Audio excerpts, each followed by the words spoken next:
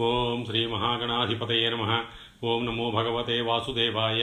ఓం శ్రీ గురుభ్యో నమః. మహాభారతం 15వ భాగం.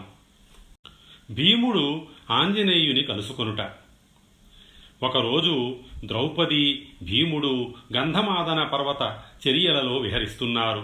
వారి ముందు సహస్రదళ పద్మం గాలిలో ఎగురుతూ వచ్చి పడింది. దానిని చూసి ద్రౌపది ముచ్చటపడింది. అలాంటి పద్మాలు మరికొన్ని కావాలని భీముని కోరింది. ద్రౌపది కోరిన సౌగంధిక పుష్పాలు తెచ్చేందుకు బయలుదేరాడు భీముడు. అలా వెడుతూ భీముడు సింహనాదం చేసి శంఖం పూరించాడు. ఈ శబ్దాలను అక్కడ ఉన్న హనుమంతుడు విన్నాడు. ఆ వచ్చినది తన సోదరుడు భీముడని గ్రహించాడు. గుహలో నుండి బయటకు వచ్చి అక్కడ ఉన్న చెట్లను పెరికి దారికి అడ్డంగా వేశాడు. తాను కూడా దారికి అడ్డంగా పడుకుని తోకను విలాసంగా ఆడించసాగాడు. భీముడు అక్కడికి వచ్చి హనుమంతుని చూసి సింహనాదం చేశాడు. ఆ శబ్దానికి హనుమంతుడు కళ్ళు తెరచి, ఎవరయ్యా నీవు? పెద్దవాడిని, అలసిపోయి పడుకున్నవాడిని, పడుకుని ఉంటే ఇలా అరవడం తగునా?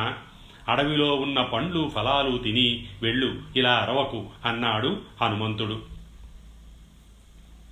భీముడు, నేను పాండురాజు పుత్రుడను, ధర్మరాజు తమ్ముడిని, నా నామధేయం భీమసేనుడు, నేను కార్యార్థినై వెడుతున్నాను, నాకు దారి వదులు అన్నాడు.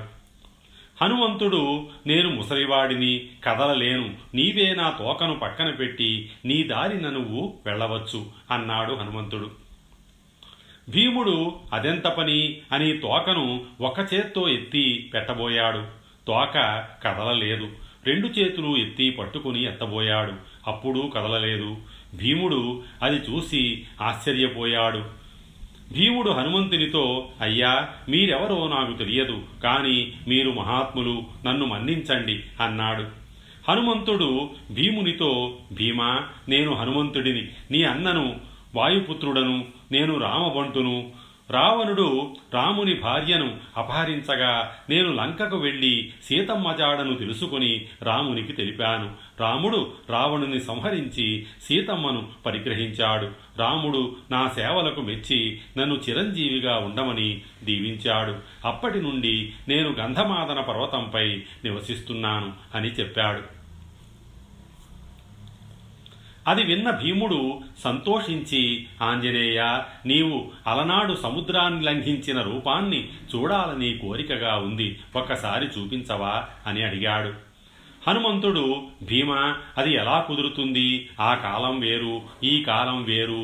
యుగధర్మాలు కృతయుగంలో ఒకలా, త్రేతాయుగంలో వేరేలా, ద్వాపరంలో మరోలా ఉంటుంది. అలాగే కలియుగంలో పూర్తి విరుద్ధంగా ఉండబోతోంది అన్నాడు.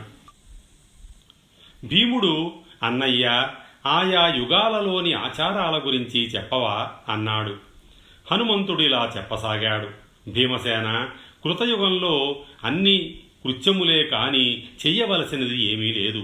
అందుకనే ధర్మం 4 పాదాలతో నడిచింది. అప్పుడు శ్రీమన్నారాయణుడు శుక్లవర్ణంతో ప్రజలను కాపాడాడు. సనాతన ధర్మం వర్ధిల్లింది. బ్రాహ్మణ, క్షత్రియ, వైశ్య, శూద్రులు వేదాలు తమకు విధించిన విధులు నిర్వర్తించారు. వారు కోరకుండానే తగిన ఫలితాలు కలిగాయి. కనుక వారు పుణ్యలోకాలను పొందారు. ఆ యుగంలో జనులకు అసూయ, ద్వేషము, గర్వము, మదము, మాత్సర్యము, కోపము, భయము, సంతాపము, ప్రజాక్షయం, అవయవక్షయం లాంటివి లేవు. తరువాత త్రేతాయుగం ఆరంభమైంది. ధర్మం 3 పాదాలతో నడిచింది. ఆ రోజుల్లో ప్రజలు సత్యసంధులు, యజ్ఞయాగాదులు చేసేవారు, తపస్సులు చేసేవారు, దానాలు చేసేవారు. అప్పుడు విష్ణువు రక్తవర్ణంతో ప్రజలను రక్షించాడు. ద్వాపరయుగం వచ్చింది. ధర్మం 2 పాదాలతో నడిచింది. వేదములు, శాస్త్రములు విధించిన ధర్మము, కామము అనుసరించబడ్డాయి. కానీ ద్వాపరయుగంలో ప్రజలు మాట మీద నిలవరు. సత్యము, శమము హీనమవుతుంది. ప్రజలు కామ్యార్థం మాత్రమే యజ్ఞాలు చేస్తారు. ఈ యుగంలో విష్ణువు కృష్ణవర్ణంతో ప్రజారక్షణ చేస్తాడు. తరువాత వచ్చునది కలియుగం. ఈ యుగంలో ధర్మం ఒక పాదంతో నడుస్తుంది. విష్ణువు పసుపు పచ్చని వర్ణంతో ప్రజలను రక్షిస్తాడు. కలియుగంలో జనులు తమోగుణంతో ప్రవర్తిస్తారు. జనులు కామము, క్రోధము మొదలైన వాటికి వసులై అధర్మవర్తనులై ప్రవర్తిస్తారు. కలియుగంలో తపస్సు, ధర్మము, దానము లాంటి పుణ్యకార్యాలు స్వల్పంగా ఆచరించబడతాయి, కానీ వాటికి ఫలితం విశేషంగా ఉంటుంది అని హనుమంతుడు చెప్పాడు. భీముడు, ఆంజనేయ, అలనాడు నీవు సాగరం దాటిన భీమరూపాన్ని చూడకుండా నేను ఇక్కడి నుండి కదలను అన్నాడు. హనుమంతుడి బృహద్రూపం. ఆంజనేయుడు సాగరాన్ని దాటినప్పటి రూపాన్ని భీమునకు చూపాడు. రెండవ మేరు పర్వతమా అని భ్రమింపచేసే ఆంజనేయుని విరాట్ రూపం చూసి భీముడు భీతి చెంది ఆ రూపాన్ని ఉపసంహరింపమని హనుమంతుని వేడుకున్నాడు. హనుమంతుడు ఆ రూపాన్ని ఉపసంహరించి, భీమసేన, నీవు కావాలి అనుకున్న సౌగంధిక పుష్పములు ఉన్న కొలనును యక్షులు, గంధర్వులు సంరక్షిస్తూ ఉంటారు. అక్కడ నీ శౌర్య ప్రతాపాలు పనికిరావు. ఆ పుష్పాలు దేవతలు అనుభవిస్తూ ఉంటారు. దేవతలు భక్తికి లొంగుతారు కనుక ధర్మమెరిగి ప్రవర్తించు. సదాచారం నుండి ధర్మం పుడుతుంది. ధర్మం వలన వేదం ప్రతిష్ఠించబడుతుంది. వేదముల వలన యజ్ఞాలు చేస్తారు. యజ్ఞాల వలన దేవతలు సంతృప్తి చెందుతారు. దేవతలు తృప్తి చెందితే సకాల వర్షాలు పడి సంపదలు వృద్ధి చెందుతాయి. ఆలోచించి నిర్ణయించుకో. పిల్లలతో, గర్వం కలవారితో, నీచులతో వ్యర్థ ప్రసంగం చెయ్యవద్దు. నిన్ను చూస్తే సంతోషం కలుగుతోంది. నీకేమి కావాలో అడుగు. భీమా, నీకు, నీ వారికి అపకారం చేసిన కౌరవులు, ధృతరాష్ట్రుడు మొదలైన వారిని సంహరించి హస్తినాపురం నేలమట్టం చెయ్యమంటావా అన్నాడు. భీముడు, అమిత బలశాలివి అయిన నీకు అది అసాధ్యం కాదు, కానీ మా శత్రువులను మేమే జయించడం ధర్మం కదా అన్నాడు. హనుమంతుడు, భీమ, యుద్ధభూమిలో నన్ను తలచిన ఎడల నేను అర్జునుని రథం మీద ఉన్న ధ్వజంపై ఉండి మీకు విజయం కలగడంలో సహకరిస్తాను. అలాగే మీ ధైర్య సాహసాలు ప్రత్యక్షంగా చూస్తాను అన్నాడు. తరువాత హనుమంతుడు భీమునకు సౌగంధిక సరోవరానికి మార్గం చూపి వెళ్ళిపోయాడు. హనుమంతుడు చూపిన మార్గంలో ప్రయాణించి భీముడు కుబేరుని వనంలో ఉన్న సౌగంధిక పుష్పముల తోటను చేరాడు. భీముని వనరక్షకులైన రాక్షసులు అడ్డగించారు. వారు భీమునితో, అయ్యా, ఇది కుబేరుని తోట. కుబేరుడు ఇందులో విహరిస్తున్నాడు. ఇక్కడ ఉండడం ప్రమాదం అని హెచ్చరించారు. భీముడు, నేను పాండురాజు కుమారుడిని. నా పేరు భీమసేనుడు. నా భార్య ద్రౌపది ఈ సౌగంధిక పుష్పములు కావాలని కోరింది. వీటిని తీసుకుపోవడానికి వచ్చాను అన్నాడు. వనరక్షకులు భీమునితో, అయ్యా, నీవు ధర్మరాజు సోదరుడివి. ధర్మం తెలిసి నడుచుకో. నీవు కుబేరుని అడిగి ఈ పుష్పములను తీసుకుపో అన్నారు. భీముడు, ప్రకృతి సిద్ధమైన ఈ కొలను కుబేరునికి మాత్రమే సొంతం కాదు. ఇది అందరిది. నేను క్షత్రియుడను, ఎవ్వరినీ యాచించను. నా భుజబలంతో తీసుకువెడతానని చెప్పి కొలనులో దిగి పుష్పములు కోయసాగాడు. వనరక్షకులు భీమునితో యుద్ధానికి దిగారు. భీముడు వారినందరినీ జయించాడు. వారు కుబేరునితో ఈ విషయం చెప్పారు. కుబేరుడు భీముని పరాక్రమం గురించి విని ఉన్నాడు కనుక ఉదారంగా విడిచిపెట్టాడు. భీముడు సౌగంధిక పుష్పాలతో తిరిగి వెడుతున్న సమయంలో ధర్మరాజు, నకుల, సహదేవులు ద్రౌపదితో కలిసి భీమునికి ఎదురువచ్చాడు. భీముడు ద్రౌపదికి సౌగంధిక పుష్పాలను ఇచ్చాడు. ఇంతలో కొంతమంది యక్షులు వారి వద్దకు వచ్చి, అయ్యా, ఈ ప్రదేశంలో యక్షులు, రాక్షసులు తిరుగుతూ ఉంటారు. ఇక్కడ ఉండడం సురక్షితం కాదు అని చెప్పారు. అందుకు అంగీకరించి ధర్మరాజాదులు అక్కడి నుండి కొంత దూరం వెళ్లి నివాసం ఏర్పరచుకున్నారు. జటాసురుడు. ఒకరోజు జటాసురుడు అనే రాక్షసుడు బ్రాహ్మణ వేషంలో వారి దగ్గరకు వచ్చాడు. అతడు పాండవులతో, నేను వేదాలను చదువుకున్నాను, పరశురాముని శిష్యుడను అని చెప్పి వారి నివాసంలో ఉంటూ వారితో పాటు తింటూ ఉంటూ ఉన్నాడు.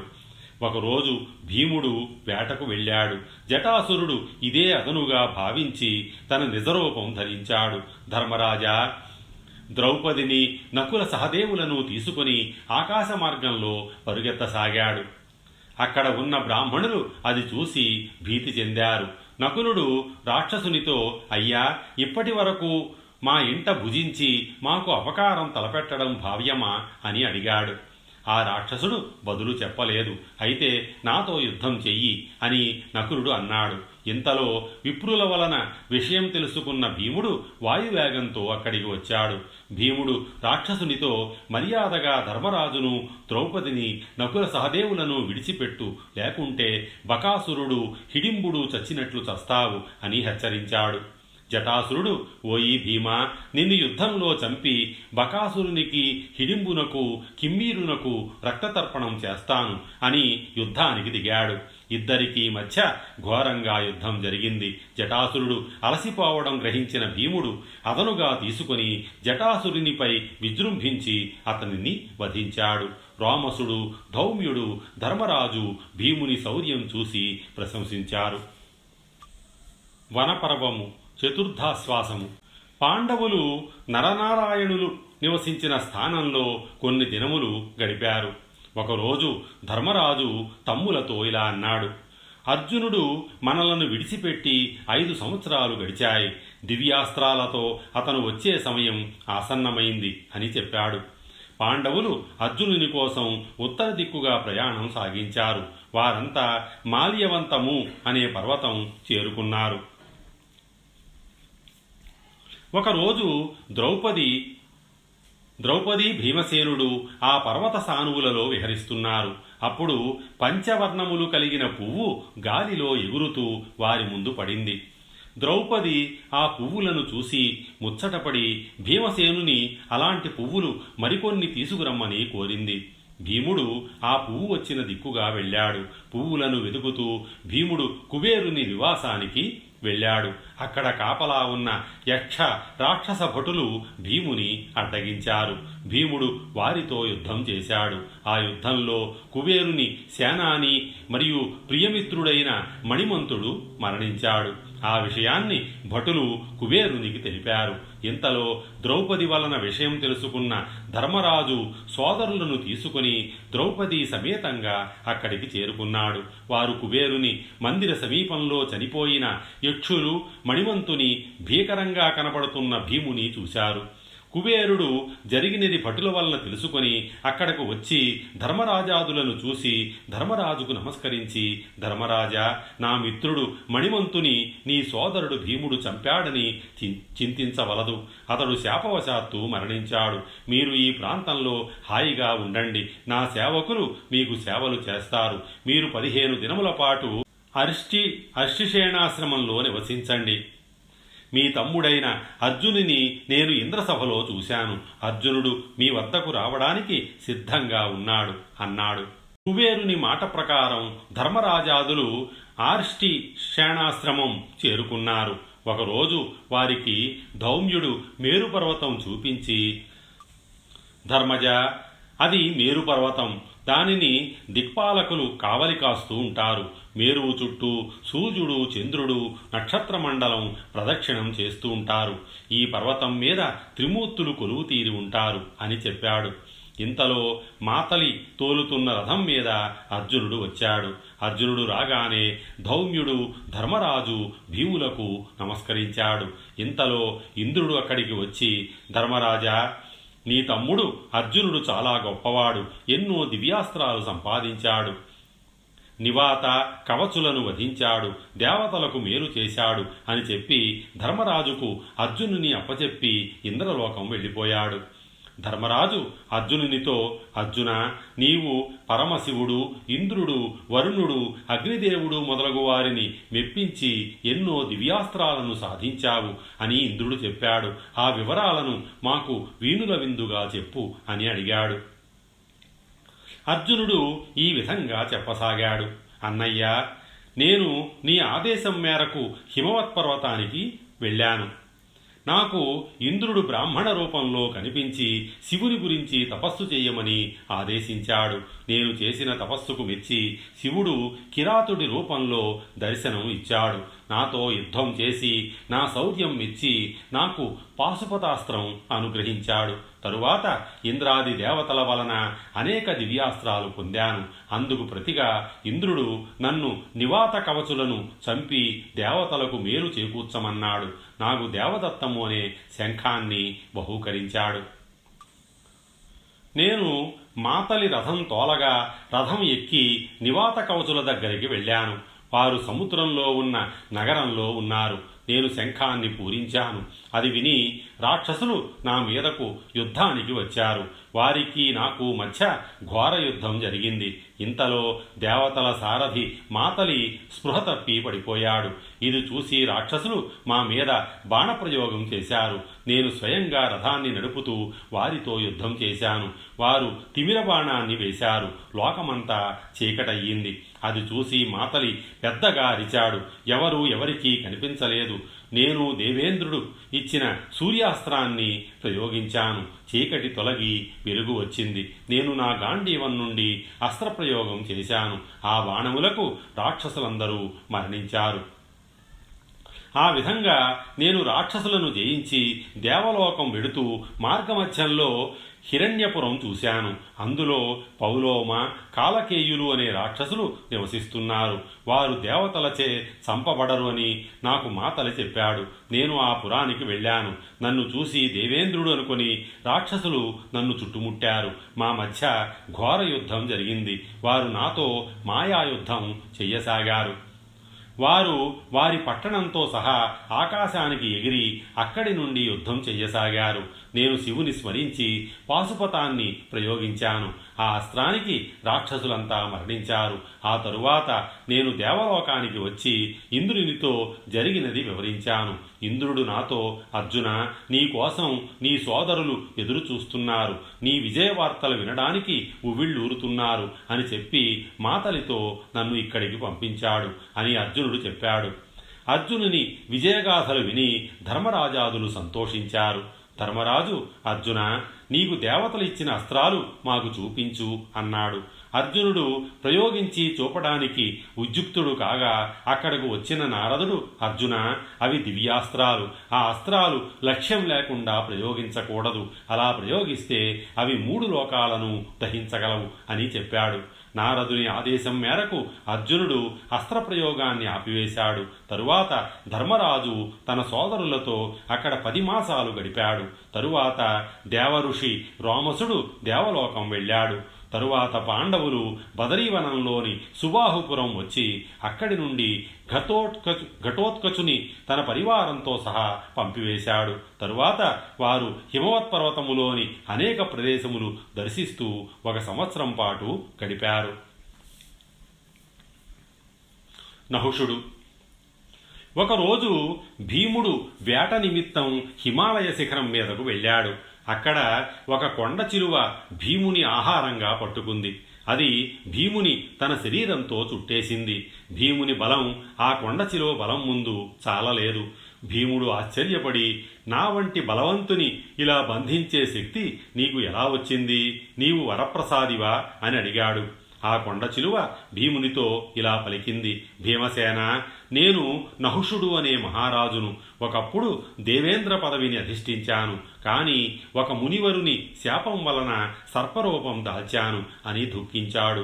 ఇంతలో భీమసేనుడు కనపడలేదని కలతపడి ధర్మరాజు అతడిని వెతుకుతూ వచ్చాడు. కొండ చిలువ బంధించి ఉన్న భీముని చూసి, ఆహా, ఏమి కాలమహిమ! అపరిమిత బలము కలిగిన భీముడు ఒక పాము చేతిలో బందీకృతుడు కావడమా అనుకున్నాడు. ధర్మరాజు కొండ చిలువను చూసి, అయ్యా, నీవు ఎవరు? రాక్షసుడివా, దేవతవా? చెప్పు. నేను పాండురాజు పుత్రుడను. నా పేరు ధర్మరాజు. నీవు నా తమ్ముని కేవలం ఆహారం కొరకు పట్టుకుంటే అతడిని విడిచిపెట్టు. నేను నీకు తగినంత మృగమాంసం సమకూరుస్తాను అన్నాడు. ధర్మజ, నేను నీ వంశంలో పుట్టినవాడను. నా పేరు నహుషుడు. నేను ఇంద్రుడితో సమానుడను. ఐశ్వర్య గర్వంతో వివేకం లేక సప్తఋషులతో పల్లకి మోయించుకొని వారిని అవమానించాను. ప్రత్యేకంగా అగస్త్యుడిని అవమానించిన కారణంగా అతను నన్ను పాముగా పడి ఉండమని శపించాడు. ఆ శాప ప్రభావంతో ఇక్కడ సర్పరూపంలో పడి ఉన్నాను. నా శాప విమోచనం కొరకు నాకు పూర్వజన్మ స్మృతి ఉండేలా అనుగ్రహించమని వేడుకున్నాను. అగస్త్యుడు కరుణించి నా ప్రశ్నలకు ఎవరు సమాధానం చెప్తారో వారి వలన శాప విముక్తి కలుగుతుందని చెప్పాడు. ఆ మహానుభావుని కొరకు నిరీక్షిస్తూ ఇలా పడి ఉన్నాను. నీకు శక్తి ఉంటే నా ప్రశ్నలకు సమాధానం చెప్పి నీ తమ్ముని విడిపించుకో. ధర్మరాజు, అయ్యా, నీవు అడిగే ప్రశ్నలకు విజ్ఞులైన బ్రాహ్మణులు మాత్రమే చెప్పగలరు. నాకు సాధ్యమా? అయినా ప్రయత్నిస్తాను, అడుగు అన్నాడు. కొండ చిలువ రూపంలో ఉన్న నహుషుడు మొదటి ప్రశ్న ఇలా వేశాడు. ఏ గుణములు కలవాడు బ్రాహ్మణుడు? అతను తెలుసుకోదగిన విషయమేమిటి అని అడిగాడు. జవాబుగా ధర్మరాజు, సత్యము, క్షమ, దయ, శౌచము, తపము, దానము, శీలము మొదలైన గుణములు కలిగినవాడు బ్రాహ్మణుడు. సుఖము దుఃఖముల ఎడల సమబుద్ధి కలిగి ఉండడమే అతను తెలుసుకోదగిన ఉత్తమ విద్య అన్నాడు. నహుషుని రెండవ ప్రశ్న. శూద్రుడు పైన చెప్పిన గుణములు శూద్రునిలో కల్పిస్తే అతడు బ్రాహ్మణుడని పిలువబడతాడా? అలా అయితే కుల విభాగములు ఎందుకు? అధికులు హీనులు అనే వివేకం అపార్థం కాదా? ధర్మరాజు, మహాత్మా, ఏ కారణం చేతనైనా వర్ణసంకరం ఏర్పడినప్పుడు ఎవరు ఏ వర్ణమునకు చెందినవారు అని తెలియజేయుటకు స్వయంభో మనువు ఒక పరీక్ష పెట్టాడు. సత్యము మొదలగు గుణములు కలిగిన శూద్రుడు ఉత్తమమైన శూద్రుడు కాగలడు, కాని బ్రాహ్మణుడు కాగలడా? అదేవిధంగా సత్యము మొదలగు గుణములు లేనివాడు బ్రాహ్మణుడు కాగలడా? కనుక ఒక వ్యక్తి గుణములు నిర్ణయించుటకు అతని గుణశీలములు ముఖ్యము. గుణశీలములు కలవాడు ఇంకా ఉత్తముడు కాగలడు. గుణశీలములు లేనివాడు వాటిని కాపాడుకోలేడు. కనుక ధనాన్ని రక్షించడం కంటే గుణశీలములు కాపాడుకోవడం ఉత్తమం అని జవాబిచ్చాడు. నహుషుని మూడవ ప్రశ్న. పరులకు అపకారం చేసి అసత్యములు చెప్పి కూడా అహింసను కఠినంగా ఆచరించినవాడు ఉత్తమగతులు పొందగలడు. అహింస అంత పవిత్రతను పొందింది అని అడిగాడు. ధర్మరాజు, దానం చెయ్యడం, ఇతరులకు ఉపకారం చెయ్యడం, సత్యం పలకడం, అహింసను పాటించడం అనేవి 4 ఉత్తమ ధర్మములు. కానీ వాటిలో అహింస విశేషమైంది. దేవతా జన్మ, జంతు జన్మ, మానవ జన్మ అనునవి మానవునికి కలుగు జన్మలు. దానము మొదలగు కర్మలు ఆచరిస్తూ అహింసావ్రతం ఆచరించువాడు దైవత్వాన్ని పొందుతాడు. సదా హింస చేయువాడు జంతువుగా పుడతాడు. అందుకని అహింస పరమధర్మంగా పరిగణించబడుతుంది అని జవాబిచ్చాడు. ఈ సమాధానం విని నహుషుడు భీముని వదిలేశాడు. తన అజగర రూపం వదిలి దివ్యమైన మానుష రూపం పొందాడు. తరువాత ధర్మరాజు భీముని తీసుకుని తమ కుటీరానికి తీసుకువెళ్ళాడు. స్వస్తి. శ్రీ ఉమామహేశ్వర పరబ్రహ్మార్పణమస్తు.